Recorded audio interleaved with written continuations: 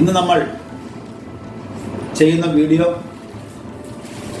ഫലൂഡി എന്ന് പറയുന്ന രാജസ്ഥാനിലെ ഒരു വലിയ ജില്ലയെക്കുറിച്ചാണ്. ഈ ജില്ലയിലൂടെയാണ് നമ്മൾ ജയ്സൽമേർ എന്ന സ്ഥലത്തേക്ക് യാത്ര ചെയ്യുന്നത്.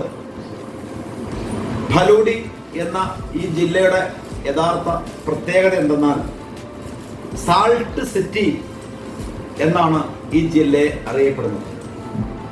ഉപ്പിൻ്റെ, അതുപോലെ നമ്മുടെ റിന്ന്, പഴയ കാലത്ത് ഒരു റിന്ന് ഉണ്ടാണല്ലോ, ഒരു സോപ്പ് പൊടി, ആ സോപ്പ് പൊടിയൊക്കെ ഉൽപ്പാദിപ്പിക്കുന്ന ഫാക്ടറി ഇവിടെയാണ് സ്ഥിതി ചെയ്യുന്നത്.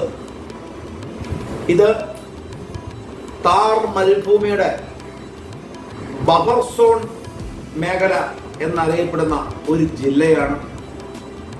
ഏറ്റവും അത്ഭുതകരമായ കാഴ്ച എന്ന് പറഞ്ഞാൽ, ഞങ്ങൾ ഈ ഹോട്ടൽ മുറിയിരുന്ന ഈ ഹോട്ടലിലുള്ള ആളുകളോട് അന്വേഷിച്ചപ്പോൾ അവർ പറഞ്ഞത് ഈ ജില്ലയിൽ 49,000 പേര് മാത്രമേ ജീവിക്കുന്നുള്ളൂ. എറണാകുളം ജില്ലയിൽ 25 ലക്ഷം ഉള്ളപ്പോൾ, നമ്മുടെ ഇവിടെ 20 ലക്ഷം അടുത്തുള്ളപ്പോൾ നമ്മുടെ ഈ ജില്ലയിൽ 49,000 ആളുകളെ ഉള്ളൂ. ഇവർക്ക് ഞങ്ങളുടെ ഭാഷ മനസ്സിലാവാത്തതുകൊണ്ടാണോ എന്ന് ഞങ്ങൾക്ക് ഡൗട്ട് തോന്നി. ആ ഡൗട്ട് തോന്നിയ പ്രകാരം ഞങ്ങൾ ഗൂഗിൾ എടുത്തു നോക്കി. നിങ്ങൾക്കും എടുത്തു നോക്കാം. 49,000 പേരേ ഉള്ളൂ. ഇന്ന് ഞങ്ങൾ താമസിക്കുന്ന ഈ ജില്ലയുടെ ഫലൂഡി ജില്ലയിലെ ഒരു കൊച്ചു ഗ്രാമത്തിലെ 49,000 പേർ തന്നെ ഇവിടെ ആരും ഇല്ല. എന്നാലും അതിലെ ഓരോ ചാച്ചോട്ടുണ്ട്, ഒരു ഹോട്ടലുമുണ്ട്. 100 കിലോമീറ്റർ കൂടുമ്പോൾ ഇതിലെ ഓരോ കൊച്ചു 10-15 വീടുകൾ കാണാം, വേറെ ഒന്നുമില്ല. ഇന്ന് കഴിഞ്ഞ രാത്രി ഞങ്ങൾ തങ്ങിയ ഈ ഹോട്ടലിലെ കാഴ്ചകളാണ് നിങ്ങളെ കാണിക്കാൻ പോകുന്നത്. ഇവിടെ ഇൻ്റർനാഷണൽ ഹോട്ടലുകളോ വലിയ വലിയ ഹോട്ടലുകളൊന്നുമില്ല, സാധാരണ ഹോട്ടലുകളേ ഉള്ളൂ. ആ ഹോട്ടലിൻ്റെ കാഴ്ചകൾ കാണിക്കുന്നതോടൊപ്പം നമ്മളുടെ യാത്ര താർ മരുഭൂമിക്ക് ഏകദേശം 160 കിലോമീറ്റർ അടുത്ത് എത്തിയിരിക്കുകയാണ്.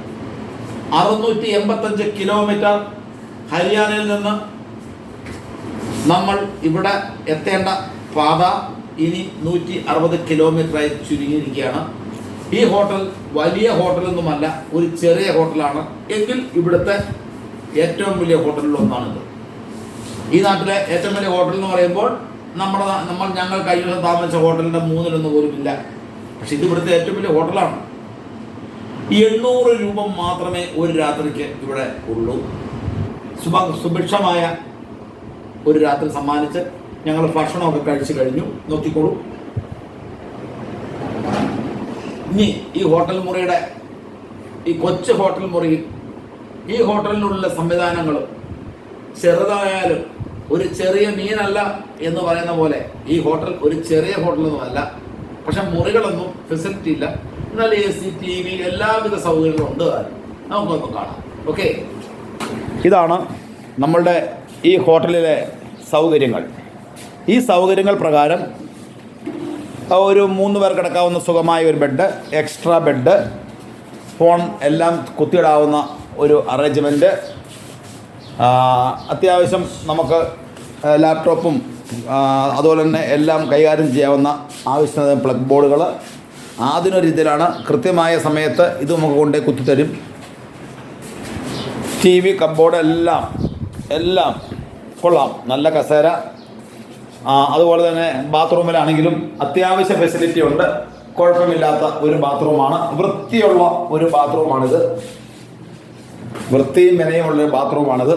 ഇനി നമുക്കിതിൻ്റെ പുറത്തെ കാഴ്ചകളിലേക്കൊന്ന് പോകാം.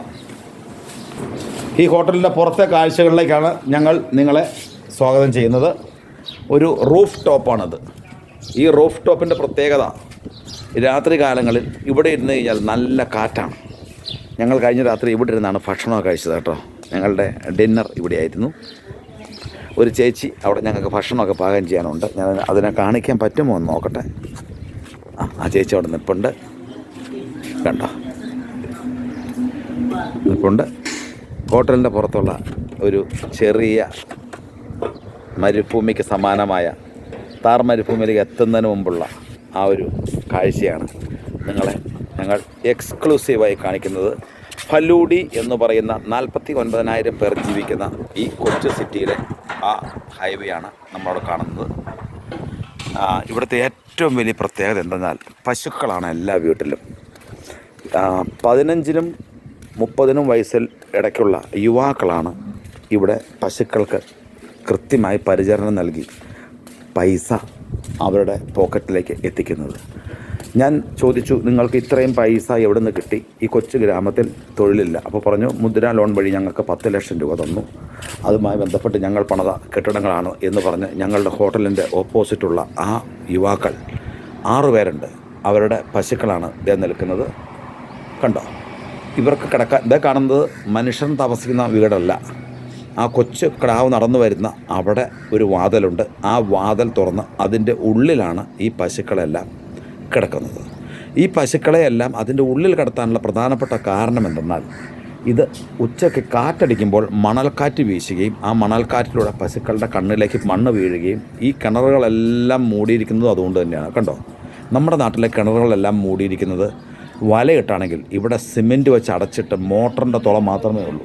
അത്രയ്ക്ക് പൊടിക്കാറ്റാണ് ഇവിടെ. അതുകൊണ്ടാണ് ഇങ്ങനൊരു വ്യത്യസ്തമായ കാഴ്ച നിങ്ങളെ കാണിക്കുന്നത്. ഈ കൊച്ചിന് എത്ര വയസ്സുണ്ടെന്ന് നമ്മൾ നോക്കാം. കൂടിക്കഴിഞ്ഞാൽ അവനൊരു 7 വയസ്സുണ്ടാവും. എല്ലാ കുട്ടികളും 15 വയസ്സ് മുതലുള്ള കൊച്ചുങ്ങൾ ഇവിടെ പണിയെടുത്ത് നല്ല മനോഹരമായാണ് ജീവിക്കുന്നത്. ഈ കാണുന്ന തൊഴുത്തിനോട് ചേർന്നുള്ള ആ അപ്പുറത്തെ മുറിയാണ് ഈ വന്നലയും സംഭവമെല്ലാം ഇടുന്നത്. അവിടെ മുള്ളിവേലി കെട്ടിക്കണ കാരണം ഞങ്ങൾ അങ്ങോട്ട് കടന്നില്ല. ഈ യുവാക്കളുടെ വീടാണ് നിങ്ങൾക്ക് ഞാൻ അവിടെ കാണിക്കാൻ പോകുന്നത്. നല്ല മനോഹരമായ ഒരു വീടാണ് അവിടെ നിങ്ങളെ ഞാൻ കാണിക്കുന്നത്. ആ കുട്ടികൾ അതിൽ കടന്ന് ഈ വഴിയിലൂടെ വന്ന് ഇവിടെ ഈ പശുക്കൾക്ക് കൃത്യമായി ഞങ്ങൾ താമസിക്കുന്ന ഹോട്ടലിലേക്ക് ഇവിടുന്ന് ഏതാണ്ട് 10 ലിറ്റർ പാലാണ് കൊടുക്കുന്നത്. ഇവിടെ വന്ന് പശുവിനെ കറന്ന് പാല് മേടിച്ചുകൊണ്ട് പോവുകയാണ് അവർ ചെയ്യുന്നത്. ഇനി നമുക്ക് റോഡിലേക്കൊന്ന് കണ്ണോടിക്കാം. കണ്ടോ, ഇങ്ങനൊരു സിറ്റിയാണ് ഇത്. അങ്ങോട്ട് നോക്കൂ, എന്തെങ്കിലും കാണാനുണ്ടോ? ഈ ഒരു സിറ്റിയുടെ ഭാഗത്തൊരു 4-5 വീടുണ്ട്. എൻ്റെ മലയാളി സഹോദരങ്ങളെ, സഹോദരിമാരെ, ഇതുപോലുള്ള കാഴ്ചകൾ നമ്മൾ കാണണം. ഏത് വിധേനയും ഈ മരുഭൂമിയിൽ നിന്ന് 10 പൈസ പോലും ഉണ്ടാക്കാൻ ഗതിയില്ലാത്ത ഇവർ പശുവിനെ മേടിച്ചും ട്രാക്ടർ കൊണ്ട് ഉഴുതും ചോളം വിതച്ചും അതുപോലെ തന്നെ മല്ലി, കടുക് ഇതുപോലുള്ള സംഭവങ്ങളാണ് ഈ പൂഴിയ മണ്ണിൽ ഇവർ പ്ലാന്റ് ചെയ്യുന്നത്. ഇവർ ഒരു പ്രശ്നമില്ലാത്ത നല്ല ധനസ്ഥിതിയുള്ളൊരു ജില്ലയാണിത്. ഇതുപോലുള്ള കാഴ്ചകൾ നമ്മൾ നിങ്ങളിലേക്ക് എക്സ്ക്ലൂസീവായി എത്തിക്കുന്നതാണ്. അതുകൊണ്ടാണ് ഇങ്ങനെയുള്ള കൊച്ചു കൊച്ചു ഗ്രാമങ്ങളിലേക്ക് എൻ്റെ വണ്ടി പോകുന്നത്. ദേശീയപാതയ്ക്ക് സൈഡിൽ നല്ല ഹൈടെക് ഹോട്ടലുകൾ ഉള്ളപ്പോഴാണ് നമ്മൾ ഈ ഇങ്ങനെയുള്ള ഉൾഗ്രാമത്തിലെ ഹോട്ടലിൽ കയറി കഴിഞ്ഞാൽ മാത്രമേ യഥാർത്ഥ മനുഷ്യൻ്റെ പച്ചയായ ജീവിതത്തിൻ്റെ ആവിഷ്കാരം നിങ്ങളിലേക്ക് എത്തിക്കാൻ കഴിയൂ. ഇനി നമുക്ക് ഈ ഹോട്ടലിന് പുറത്തേക്കൊന്ന് കടക്കാം. ഞങ്ങൾ എല്ലാ സാധനവും എടുത്ത് ഹോട്ടലിൽ നിന്ന് വെക്കേറ്റ് ചെയ്തിരിക്കുകയാണ്. ഹോട്ടൽ മുറി ചെക്കൗട്ട് ചെയ്യുന്ന ഈ അവസരത്തിൽ ഹോട്ടൽ മുറിക്കും ഒരു സ്വാഗതം ആശംസിച്ചുകൊണ്ട് നമ്മൾ മായുകയാണ്. വളരെ വിശാലമായ ഒരു ഏരിയയാണ് ഇവിടെ. നിങ്ങൾ ഇതുണ്ടോ, ഹോട്ടലിൻ്റെ പുറത്തുള്ള അങ്ങ് ദൂരയിലൂടെ തീവണ്ടി പാഞ്ഞു പോകുന്നത് നിങ്ങളെ ഞാൻ കാണിക്കാം. ഞങ്ങൾക്ക് ഭക്ഷണം ഉണ്ടാക്കി തന്ന മാതാവ് ഇവിടെയുണ്ട്. ആ തീവണ്ടി പോകുന്ന കാഴ്ച കണ്ടോ. ഞങ്ങളുടെ ഹോട്ടലിനെ വലയം വെച്ചുകൊണ്ടാണ് ആ തീവണ്ടി പോയിക്കൊണ്ടിരിക്കുന്നത്. ഈ വീഡിയോയിലൂടെ ഇത് നിങ്ങളെ കാണിക്കാൻ കഴിഞ്ഞത് മറ്റൊരു ഭാഗ്യമായി ഞങ്ങൾ കരുതുന്നു. എത്ര രസമുള്ള അന്തരീക്ഷമാണെന്നറിയോ രാത്രി. ഈ തീവണ്ടി ഇങ്ങനെ പോകുമ്പോഴുള്ള ആ ലൈറ്റ്, ആ തീവണ്ടിയുടെ മുറിയിൽ നിന്ന് നമ്മുടെ ഇവിടെ നിന്ന് കണ്ണുകൾക്ക് എത്ര ആനന്ദകരമായ കാഴ്ചയാണെന്നറിയാമോ. അവൻ അങ്ങ് പോവുകയാണ്. അത് അങ്ങ് മൂലക്കുള്ള വലിയ മരത്തിൻ്റെ അടുത്ത് എത്തും അവൻ. ആ ചൂളംവിളിയുടെ മനോഹാരിതയും രാജസ്ഥാൻ്റെ ഇന്ത്യ ബോർഡറിൽ നിന്ന് ഇവിടുന്ന് ഏതാണ്ട് 100-300 കിലോമീറ്റർ ഉള്ളൂട്ടോ മക്കളെ പാകിസ്ഥാനിലേക്ക്. ഞാനത് പറയാൻ മറന്നുപോയി നിങ്ങളോട്. നമ്മുടെ അയൽ രാജ്യമായ പാകിസ്ഥാനിലേക്ക് വെറും 300-350 കിലോമീറ്റർ കൂടെ ഇല്ല. അവൻ പോണ കണ്ടോ, രാജകീയമായ തലക്കെട്ടോടെ അവനങ്ങനെ പോവുകയാണ്.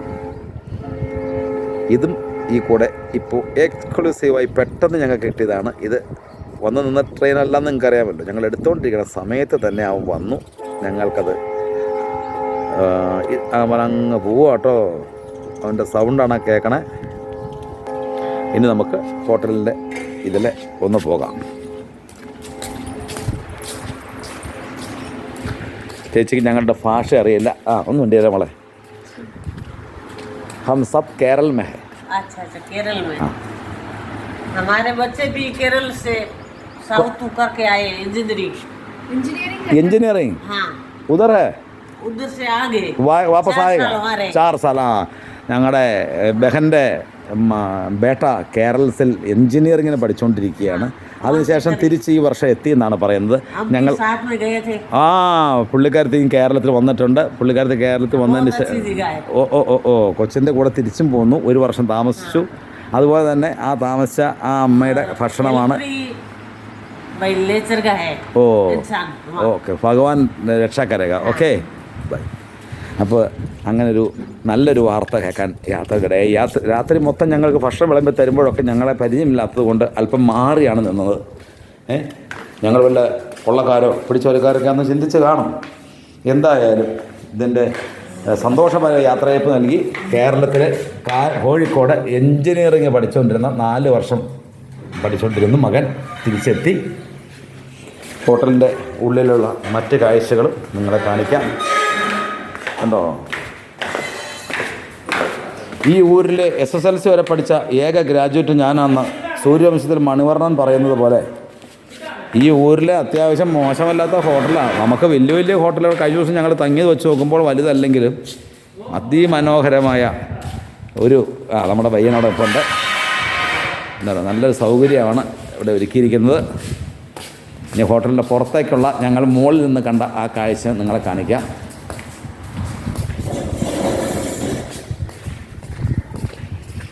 രണ്ട് പട്ടി ഞങ്ങളുടെ കൂടെ 2 ദിവസമായിട്ട് തങ്ങുന്നുണ്ടായിരുന്നു. അവന്മാരോടൊന്ന് യാത്ര പറഞ്ഞിട്ട് പോകാമെന്ന് കരുതിയാണ് ഞാൻ ഈ പുറത്ത് നിൽക്കുന്നത്.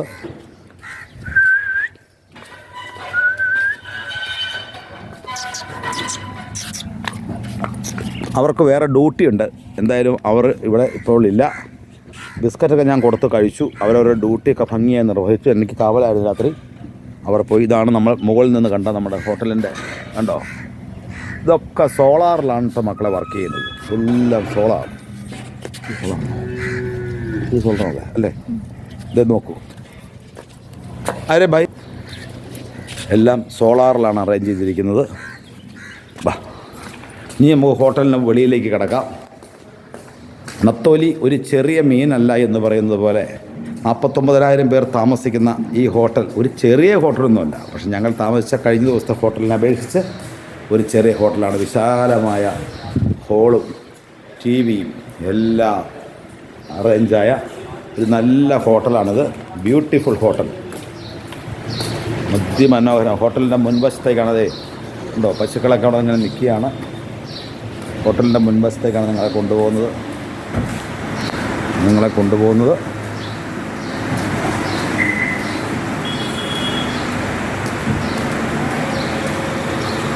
ഇത് ഇനിയാണ് നിങ്ങൾക്ക് നമ്മൾ ഈ ഹോട്ടലിൻ്റെ മുൻവശത്തെ കാഴ്ച കാണിക്കാൻ കൊണ്ടുപോകുന്നത്. കണ്ടോ, രാത്രിയിൽ ദീപാലങ്കാരങ്ങളാൽ സമർത്ഥമായ ഒരു പ്രദേശത്ത് ഭയമില്ലാതെ ഓപ്പോസിറ്റ് സ്ഥാപനങ്ങളുണ്ടെങ്കിൽ മാത്രമേ ഞങ്ങൾ ഇങ്ങനെയുള്ള സ്ഥലത്ത് കിടക്കാറുള്ളൂ. ഇവിടെ പണ്ട് രാജസ്ഥാനിലെ കൊള്ളക്കാരും പിടിച്ചുപറിക്കാരും ഠാക്കൂർമാരും യാദവന്മാരും അങ്ങനെ ഒത്തിരി നമ്മൾ കേട്ടിട്ടുണ്ടല്ലോ. അപ്പോൾ അതുകൊണ്ട് നമ്മൾ എവിടെ പോയാലും ഓപ്പോസിറ്റ് കുറേ നമ്മുടെ കിളിച്ചുണ്ടന്മാരിലെ വെള്ളാട്ട് പോക്കർ അവിടെ കിടപ്പുണ്ട്. ഇതാണ് നമ്മളെ ചിരിപ്പിക്കുന്നത്. അപ്പോൾ ഇങ്ങനെയുള്ള സ്ഥലത്ത് ഞങ്ങൾ കിടക്കാറുള്ളൂ. കാരണം സുരക്ഷിതത്തിന് വേണ്ടിയാണത്. അപ്പോൾ ഞങ്ങൾ നോക്കിയപ്പോൾ ഈ ഹോട്ടലിൽ മാത്രം ഇന്നും വരെ കണ്ടതിൽ ഒരു പ്രത്യേകതയുണ്ട്. ഈ ഹോട്ടലിൻ്റെ പേരാണ് ഹോട്ടൽ ശിവം റിസോർട്ട്. നിങ്ങളിതിൻ്റെ അകത്ത് ഒരു കാര്യം ശ്രദ്ധിച്ചായിരുന്നു, ഈ ബോർഡൊന്ന് വായിക്കണം. ഈ ബോർഡ് വായിക്കുമ്പോൾ നിങ്ങൾക്ക് പ്രത്യേകിച്ച് പുതുമയൊന്നും തോന്നില്ല. പക്ഷേ ഞങ്ങൾക്ക് ആ പുതുമ തോന്നി. ഇന്ത്യയുടെ വിവിധ കൾച്ചറുകൾ എന്താണെന്ന് ഈ ബോർഡിലൂടെ AC family restaurant, pure vegetarian, the Shivam resort, Indian Chinese food. കണ്ടോ, ജൈൻ ഫുഡ് എന്ന് വെച്ചാൽ ജൈന മതക്കാർക്ക് വേണ്ടിയുള്ള ഫുഡ് ഉള്ള ഒരു ഹോട്ടൽ. ഇതുവരെ നമ്മൾ ചെയ്തതിൽ ഏറ്റവും എക്സ്ക്ലൂസീവായ ഒരു വാർത്തയാണ്. ജൈന മതക്കാരുടെ ഹോട്ടലാണിത്. അവരുടെ ആളുകളാണ് ഈ പ്രദേശത്ത് മൊത്തമുള്ളത്. അതുകൊണ്ടാണ് അവർ നമ്മുടെ നാട്ടിലെ ബുദ്ധ ജൈന എന്ന് പറയുന്ന NRC CA ഒക്കെ പോലുള്ള കാര്യങ്ങൾ കേൾക്കുമ്പോൾ നമുക്ക് തോന്നാറില്ലേ? അപ്പോൾ അങ്ങനെയുള്ള ഒരു പ്രദേശത്തെ ആളുകളാണ് ഇവിടെ കൂടുതൽ ജൈന മതക്കാരാണ്. ഈ ഒരു ജൈന മതത്തിലുള്ളൊരാളാണ്. ഞാൻ അമ്മയോട് ചോദിച്ചപ്പോൾ അമ്മയും ജൈന മതക്കാരാണ്. അപ്പോൾ ബുദ്ധിസ്റ്റുകളും ജൈന മതക്കാരും അങ്ങനെയുള്ള ആളുകളൊക്കെ താമസിക്കുന്ന ഒരു വിഭാഗങ്ങൾ ഇന്ത്യയിലെ വിവിധ സംസ്ഥാനങ്ങളിലുണ്ട്. പക്ഷെ ആദ്യമായിട്ടാണ് ഇങ്ങനെ ജൈന മതക്കാർ നടത്തുന്ന ഒരു ഹോട്ടലും അവിടുത്തെ ഭക്ഷണവും ഞങ്ങൾക്ക് കഴിക്കാൻ കിട്ടിയത്. ഒരുതരം ചുവന്ന കളറുള്ള ഭക്ഷണമായിരുന്നു. പക്ഷേ അതിൻ്റെ സ്വാദ് എന്താണെന്ന് വെച്ചാൽ ഞങ്ങൾക്ക് നമ്മുടെ നാട്ടിലുള്ള ഭക്ഷണ സ്വാദൊന്നുമല്ല, എന്നാലും കുഴപ്പമില്ലായിരുന്നു. വിലയും കുറവാട്ടോ ഇവിടെ ഭക്ഷണത്തിന്. 4 പേർക്ക് 8 ചപ്പാത്തിയും എല്ലാം കഴിച്ചു കഴിഞ്ഞപ്പോൾ ആകംപാറ ഏതാണ്ട് 300 രൂപ താഴെ ആയുള്ളൂ. വിലയും കുറവാണ്. നമ്മൾ ഇനി നമ്മുടെ വാഹനത്തിനടുത്തേക്ക് വന്ന് നമ്മൾ യാത്ര പറയുകയാണ്. അപ്പോൾ അതാണ് ഇതിൻ്റെ ഒരു കൺക്ലൂഡ്. ഇതുപോലുള്ള നല്ല നല്ല വീഡിയോകൾ നിങ്ങളിലേക്ക് എത്തിക്കാൻ നമ്മൾ ഹൈവേകളിലൂടെ പോകില്ല, എക്സ്പ്രസ് ഹൈവേകളിലൂടെ പോകില്ല. ഉൾനാടൻ ഗ്രാമങ്ങളിലൂടെ മാത്രം സഞ്ചരിക്കുമ്പോഴാണ് ഇന്ത്യ എന്ന രാജ്യത്തിൻ്റെ പൾസ്, സ്പന്ദനം അത് നമുക്ക് കിട്ടുകയുള്ളൂ. അങ്ങനെ അപകടകരമായ ഒരു ജില്ലയിൽ 49,000 പേര് മാത്രം ജീവിക്കുന്നു എന്ന് പറയുന്ന അതിലൂടെ കടന്നു പോകുമ്പോൾ ഒരാളെ കണ്ടു കഴിഞ്ഞാൽ അടുത്ത ആളെ കാണണമെങ്കിൽ 10 കിലോമീറ്റർ കഴിയണം. അതായത് നമുക്കൊരു ആപത്ത് വന്നാൽ പോലും നമ്മളെ രക്ഷിക്കാൻ ആരുമില്ല എന്നർത്ഥം. പക്ഷേ എല്ലായിടത്തും ഹെൽപ്പ് ലൈൻ ബോർഡ് വെച്ചിട്ടുണ്ട്. രാജസ്ഥാൻ പോലീസ് എല്ലാം കൃത്യമായി ചെയ്യുന്നുണ്ട്. ഇന്നലെ ഓവർ സ്പീഡ് എന്ന് പറഞ്ഞ് ഞങ്ങളുടെ കയ്യിൽ നിന്ന് 2,000 രൂപ പിടിച്ചു പറിച്ചു എന്നുള്ളതും ഈ കൂടെ എഴുതി ചേർക്കേണ്ട കാര്യമാണ്. അവസാനം പേശി 1,500 ആക്കി. അപ്പോൾ എല്ലാവർക്കും നല്ലൊരു ശുഭദിനം ആശംസിച്ചുകൊണ്ട് നമ്മൾ താർ മരുഭൂമിയിലേക്ക് യാത്ര തുടരുകയാണ്. ഓക്കെ, ജയ്സൽമേറിലേക്ക് ഇനി വെറും 160 കിലോമീറ്റർ മാത്രം. ഈ യാത്രയിൽ ഞങ്ങളോടൊപ്പം നിങ്ങളും പങ്കാളിയാവുക. Good bye.